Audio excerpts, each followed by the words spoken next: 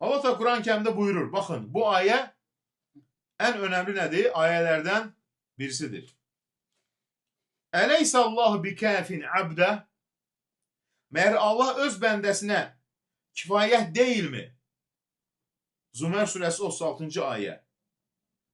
Allah'ın, bakın, tevhidde tevekkül ve Allah'ın kifayeti hakkında çok ince ve hikmetli bir izah. Eleysallahu bikafin abde. Meğer Allah öz bəndəsinə kifayət değil mi? Zümer suresi 36. aye. La ilahe. Yani Allah sen kifayət değil.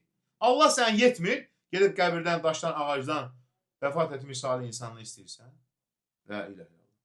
Bakın, bəndə qulluq hüquqlarını, ibadət, təslimiyyət, itayət, ixlas nə qədər kamil yerinə yetirirsə, Allah ona olan kifayəti də o qədər kamil və tam olar. Yəni, Allah sən bağlılığın nə qədər çoxdursa, Allah da səni o qədər qoruması altına alacaq. Zəifsənsə, dərəcən azalacaq. Yox, Allaha bağlılığın yüksəkdirsə, Allah'ın da sənə kifayəti etməsi, yəni səni öz himayəsinə alması onun müqabilində olacaq. Subhanallah. Əgər bəndənin ibadətində, təvəkkülündə və itayətində naqislik olarsa, Allah'ın ona olan kifayəti də onun halına görə nədir? Naqis olar.